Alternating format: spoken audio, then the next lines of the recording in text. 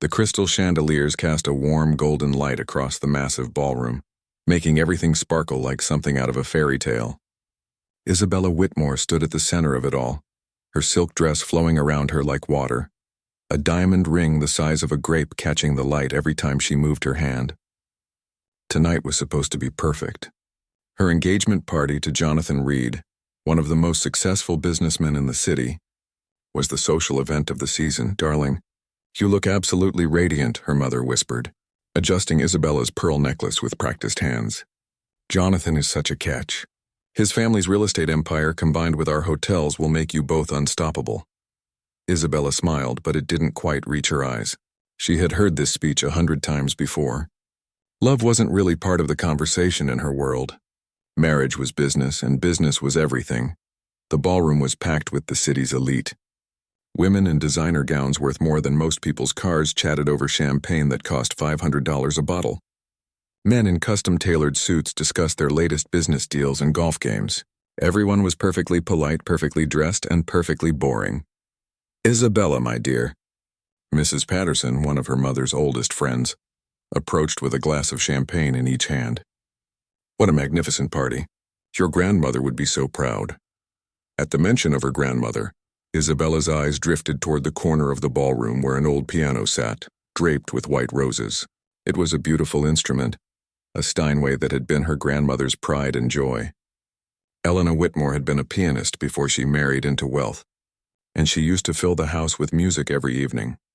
"Grandmother always said that piano was the heart of this house," Isabella murmured, more to herself than to Mrs. Patterson. "Such a shame no one plays it anymore," Mrs. Patterson replied. "Your grandmother had such talent.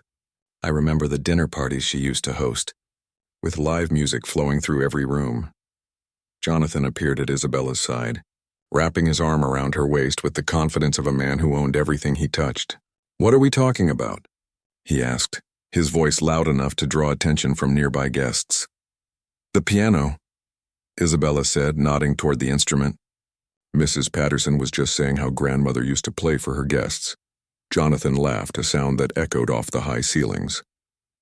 "Well, that's what we have professional musicians for now, isn't it? Much more reliable than hoping someone in the family has talent." Something about his dismissive tone irritated Isabella. Maybe it was the way he waved his hand like her grandmother's memory was nothing important. Maybe it was how he assumed no one in the room could possibly have real talent. Or maybe she was just tired of everyone around her being so predictable. "You know what?" Isabella said suddenly, her voice carrying across the room. The conversations around them began to quiet down as people turned to look. "I bet nobody here could even play that piano properly if they tried," Jonathan chuckled. "Of course not. These people pay others to provide their entertainment." But Isabella was already walking toward the piano, her heels clicking against the marble floor. The crowd followed, sensing drama brewing. She had always been the center of attention, but tonight felt different. Tonight she wanted to shake things up. "Ladies and gentlemen," Isabella called out, raising her champagne glass, "I have a proposition for you all." The room fell completely silent except for the soft clink of glasses and the rustle of expensive fabric. Every eye in the room was on her now.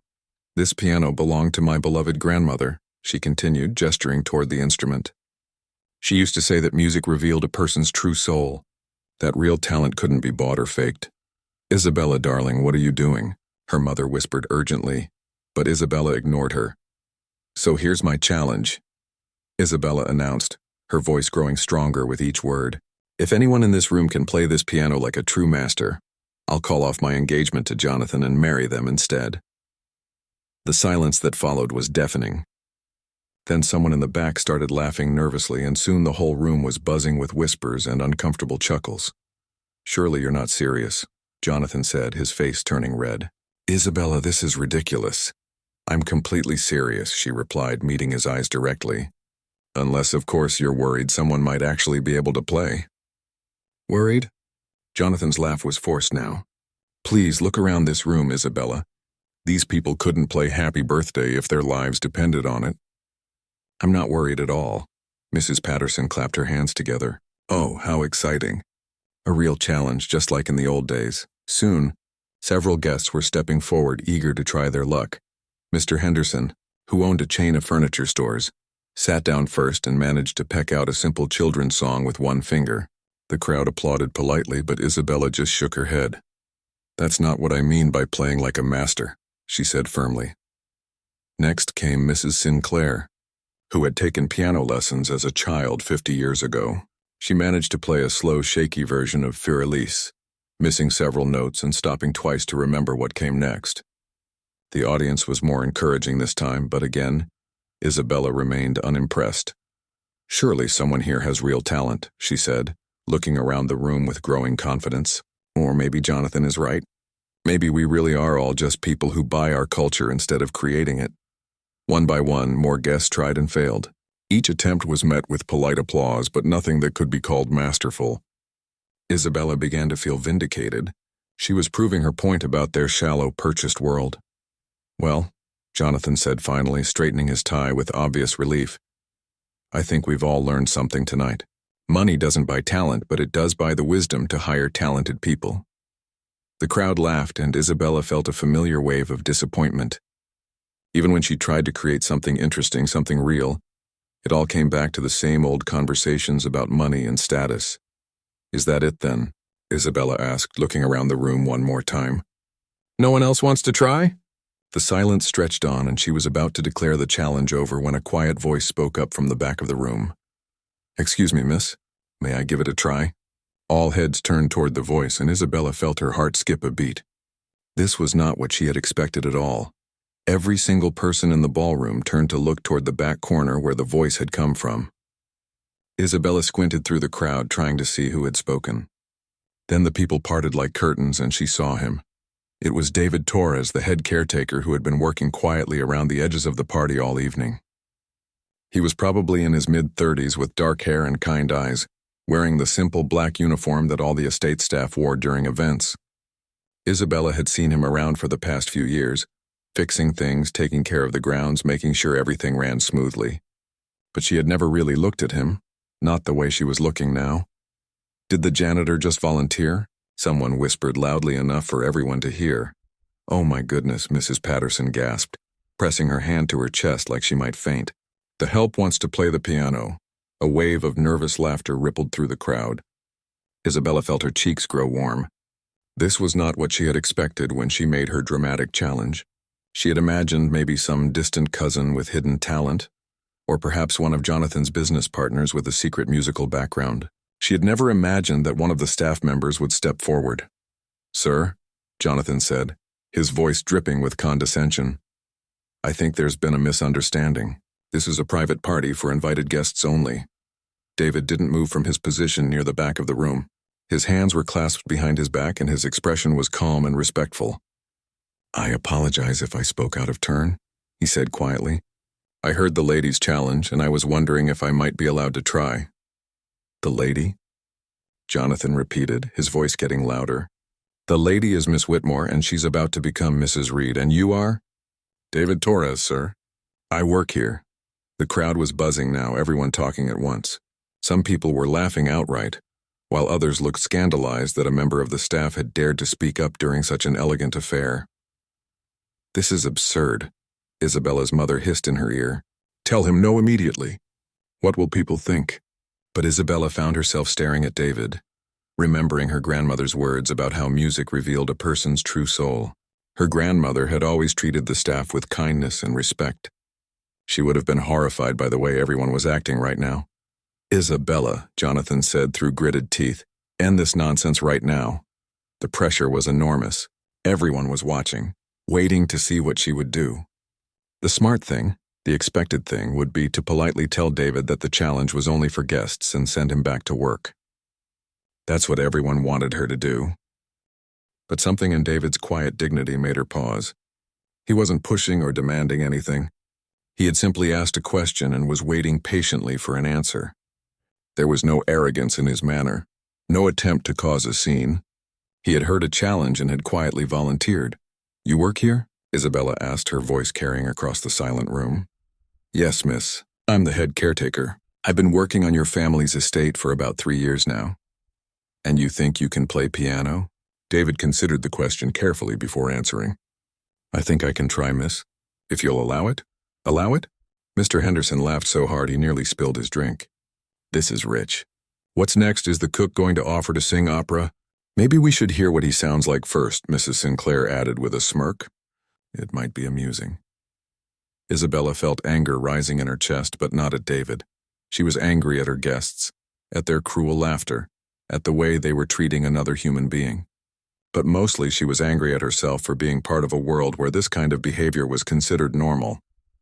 Actually, she heard herself saying, I think we should let him try. The laughter stopped immediately. Jonathan's face went completely white, then bright red. Isabella, you cannot be serious. Why not? She asked, surprised by how steady her voice sounded. I made a challenge to anyone in this room. He's in this room, isn't he? He's the help, her mother whispered urgently. So? Does that mean he doesn't have hands? Does that mean he can't press piano keys? The crowd was getting uncomfortable now. This wasn't the kind of entertainment they had expected. Several people started whispering to each other, and Isabella could catch fragments of their conversations. This is highly inappropriate. What is she thinking? Someone should call her father. But Isabella was past caring what they thought. Maybe it was the champagne. Or maybe it was just 3 years of being tired of the same boring people saying the same boring things. Either way, she wasn't backing down now. David, she called out, using his name for the first time she could remember. Please come forward.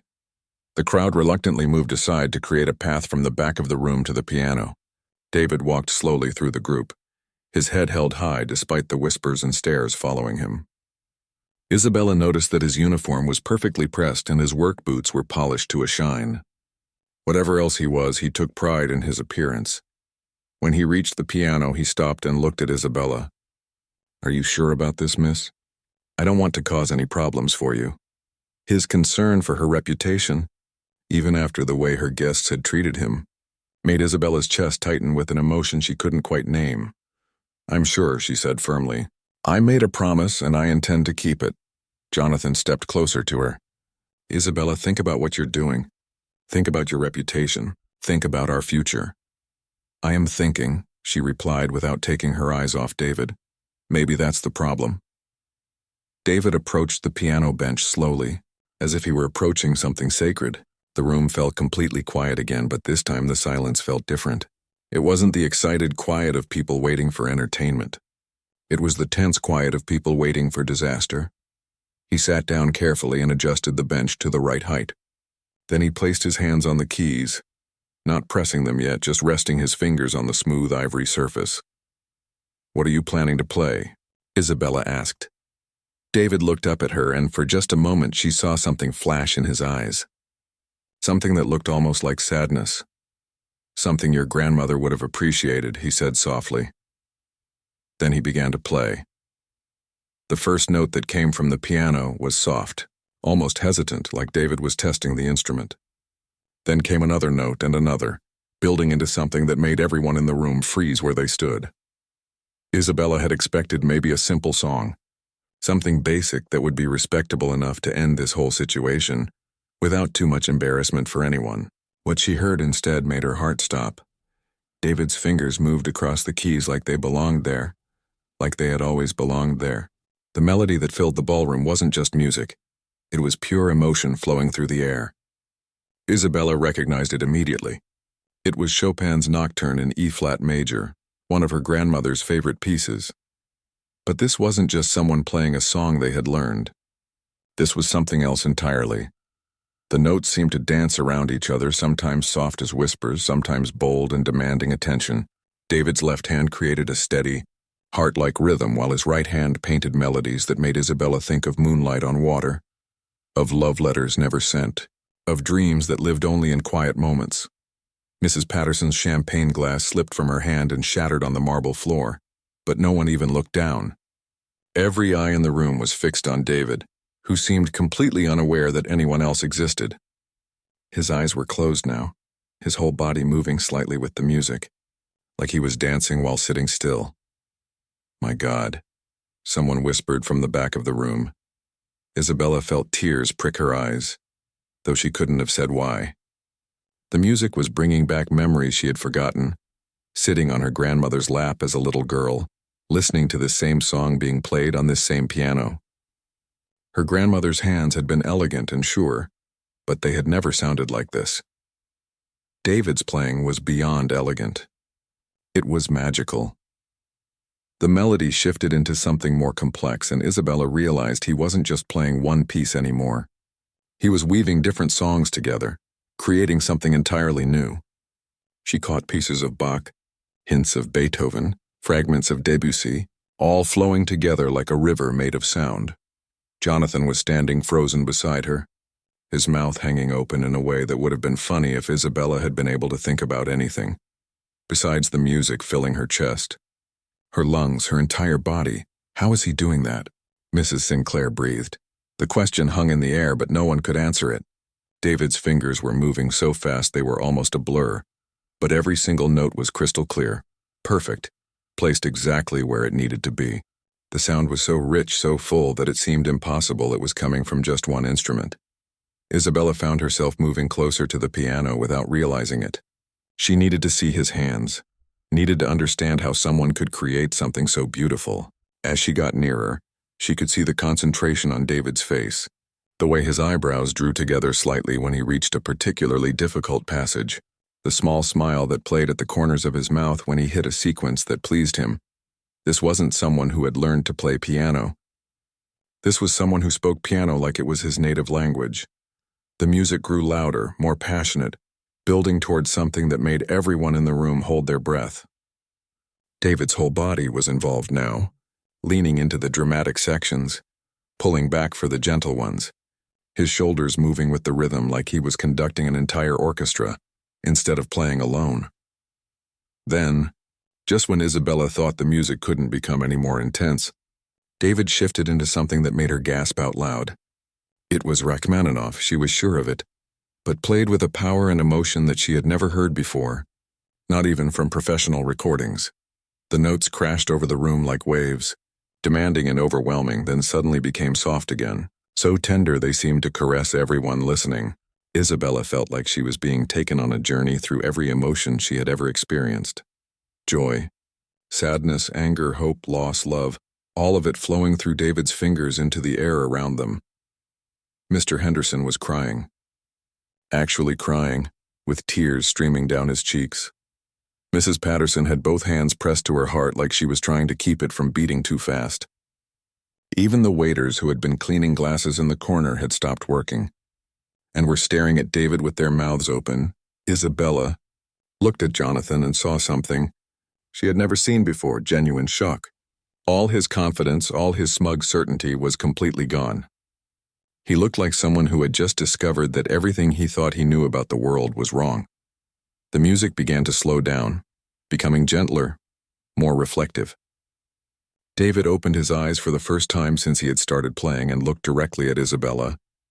For just a moment, she saw something in his expression that took her breath away, a kind of quiet sadness, like someone remembering something beautiful that had been lost. Then he closed his eyes again and played the final section of the piece, each note hanging in the air like a perfect jewel before fading away.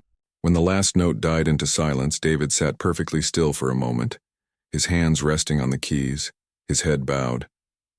The silence that followed was unlike anything Isabella had ever experienced. It wasn't the awkward quiet that had followed the other guests' attempts.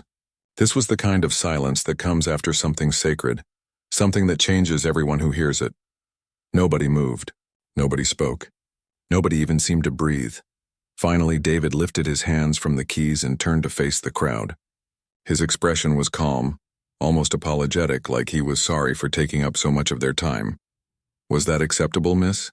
he asked quietly. The question broke whatever spell had been holding the room frozen. Suddenly, everyone was talking at once, voices overlapping in excitement and disbelief. That was incredible. Where did he learn to play like that? I've never heard anything like it. That was better than most professional concerts I've attended. But Isabella barely heard any of it. She was staring at David, trying to process what had just happened. This man who had been quietly working around her family's estate for 3 years, this man she had barely noticed, had just played piano like he belonged on the world's greatest stages. "David," she said, and her voice sounded strange to her own ears. "Where did you learn to play like that?" For the first time since he had started playing, David looked uncomfortable. He stood up from the piano bench and clasped his hands behind his back. The same respectful posture he always maintained around the family. "It's a long story." "Miss," he said softly. "We have time," Isabella replied, and she meant it more than she had ever meant anything in her life. The crowd had gathered in a tight circle around the piano now, everyone wanting to be closer to David, to understand what they had just witnessed. But Isabella barely noticed them. She was looking into David's eyes, seeing something there that she had never seen before. A deep well of pain mixed with something that might have been hope. "Please," she said, her voice cutting through the excited chatter around them. "Tell us your story." David glanced around at all the faces watching him, then back at Isabella. He seemed to be weighing something in his mind, deciding whether to speak or not. "Perhaps this isn't the right time or place, miss," he said carefully. "No," Isabella said firmly. "This is exactly the right time and place. After what you just shared with us, we owe you the courtesy of listening." Jonathan stepped forward, his face still pale with shock. "Isabella, surely this can wait until when?" Isabella turned to look at him, and Jonathan stopped talking immediately. There was something in her expression he had never seen before. "Until we can pretend this never happened? Until we can go back to ignoring the people who work around us every day?" She turned back to David. "Please, I want to know." David was quiet for a long moment, looking down at his hands. When he finally spoke, his voice was so soft that everyone had to lean in to hear him. "I grew up in a small town about 200 miles from here," he began. "My parents came to this country from Mexico when they were young, looking for a better life. My father worked in construction, my mother cleaned houses. They didn't have much, but they had big dreams for their children." The room was completely silent now, hanging on every word.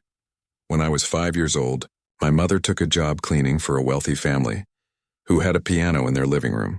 While she worked, I would sit and listen to their daughter practice her lessons. One day when no one was looking, I climbed up on the bench and tried to copy the sounds I had heard." David's eyes grew distant, like he was seeing something far away. "The little girl's mother found me there. I thought I was going to be in terrible trouble, that my mother might lose her job. But instead she asked me to play again. When I did, she called for her husband to come listen. They couldn't believe what they were hearing." "How old were you?" Mrs. Patterson asked softly. 5, David repeated. "They asked my parents if I could have lessons with their daughter's piano teacher. My parents couldn't afford it, of course, but this family offered to pay for everything. They said I had a gift that shouldn't be wasted." Isabella felt her heart constrict. She could picture it. A small boy discovering magic in an instrument he wasn't supposed to touch. "I studied with that teacher for 3 years, David continued. "Then she said I needed someone better, someone who could really challenge me. So they found me a teacher in the city, a man who had studied at the famous music schools. My parents would drive me 2 hours each way, twice a week for those lessons." "That must have been expensive," someone murmured.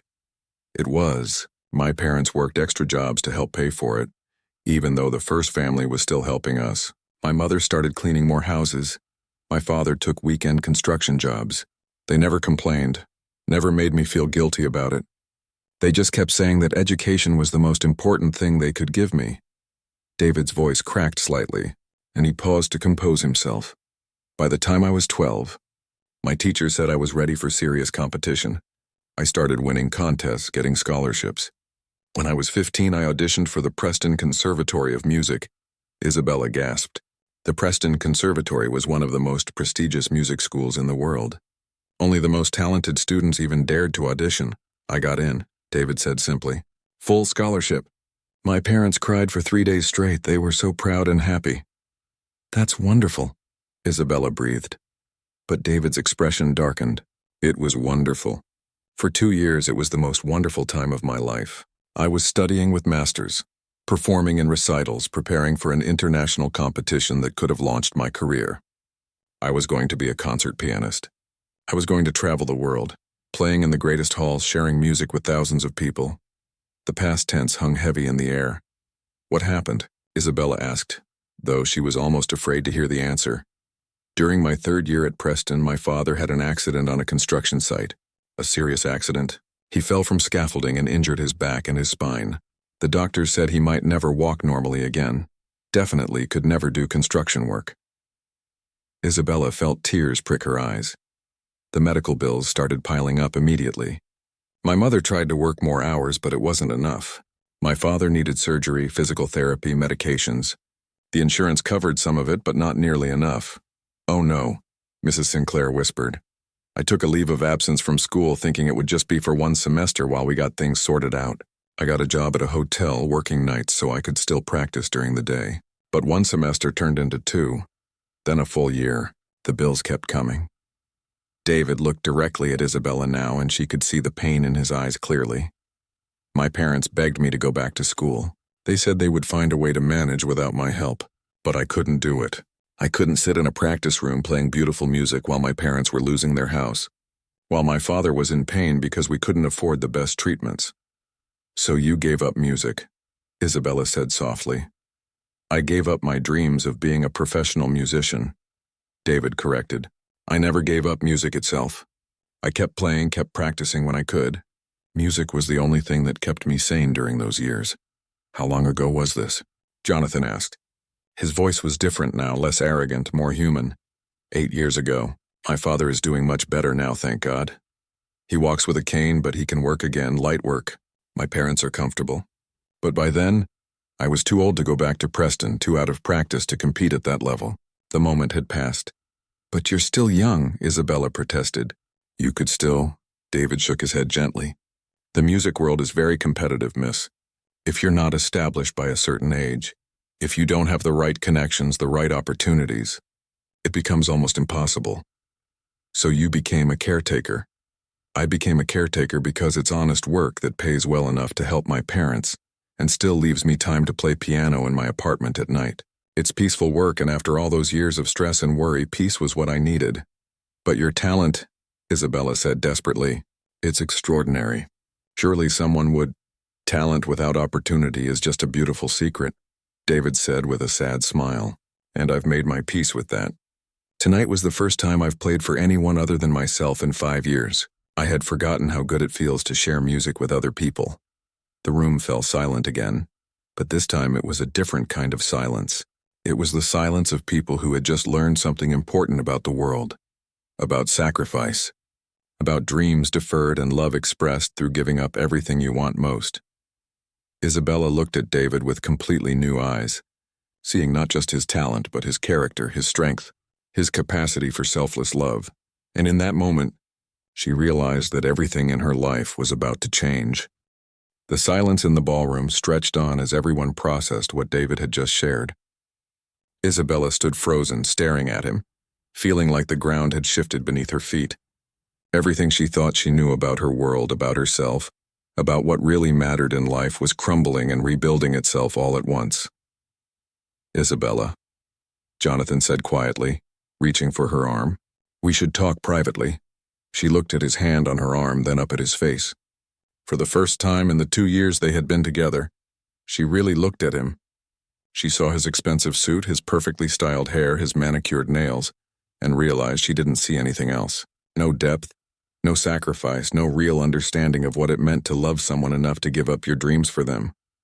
"No," she said, pulling her arm away. "Whatever you have to say, you can say it here." Jonathan's face flushed red.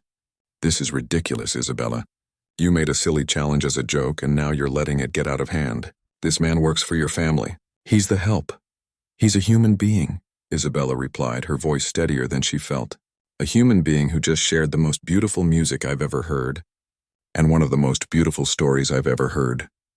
"Isabella, think about what you're doing," her mother hissed, pushing through the crowd to reach her daughter's side. "Think about your reputation, your future, your family's name." "I am thinking about it," Isabella said. "Maybe for the first time in my life." She turned to face David, who was still standing quietly by the piano, watching the drama unfold around him with a mixture of concern and resignation. "David," she said, loud enough for everyone in the room to hear, "I made a promise tonight. I said that if anyone could play this piano like a true master, I would call off my engagement and marry them instead." "Isabella, no." Jonathan stepped forward, his voice desperate now. "You can't be serious about this. It was a joke, a game. You can't throw away everything we have together for some fairy tale romantic gesture." "What exactly do we have together, Jonathan?" Isabella asked, turning to look at him again. Really, what do we have? We have business connections. We have social expectations. We have our family's approval and a lot of money. But what do we actually have? Jonathan opened and closed his mouth several times, clearly struggling to find an answer that didn't involve money or status. We're good together, he finally managed. We understand each other, do we? Because right now I'm looking at you, and I don't understand you at all. I don't understand how you can hear a story like David's and still think the most important thing is money and social position.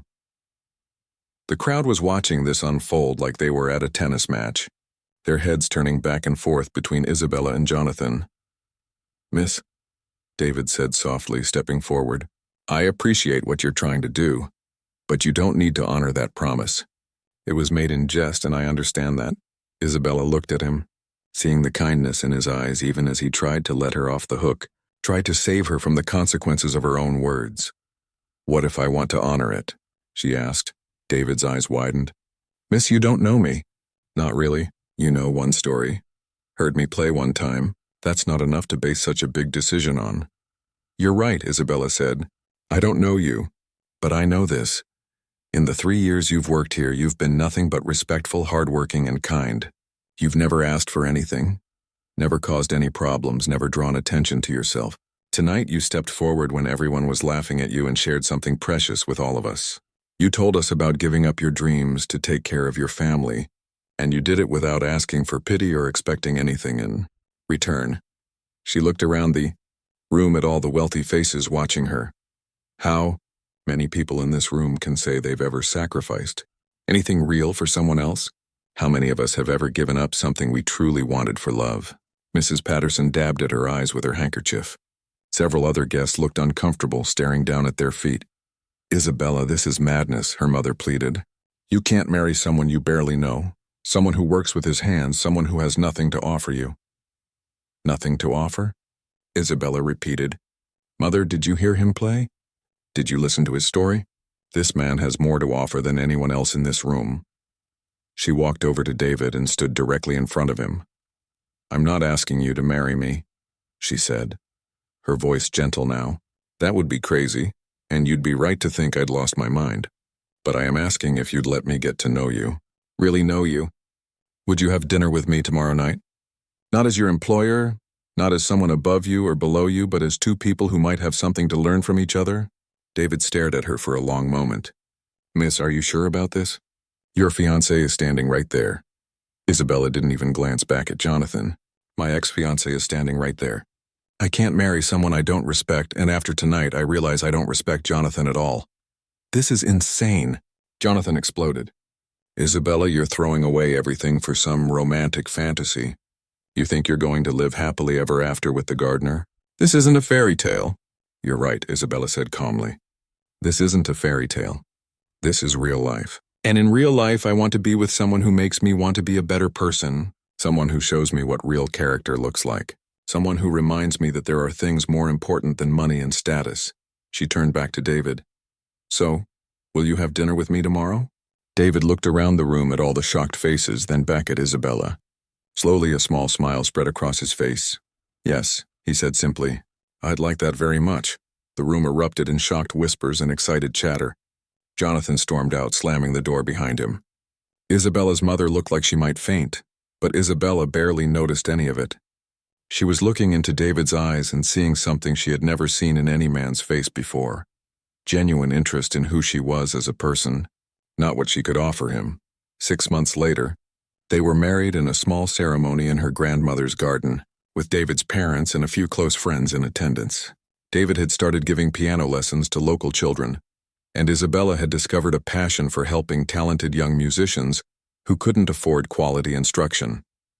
It wasn't a fairy tale ending. It was something better.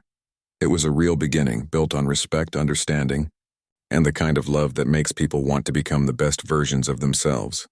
And sometimes, late at night, David would play her grandmother's piano while Isabella listened, and she would think about how the most beautiful music often comes from the most unexpected places.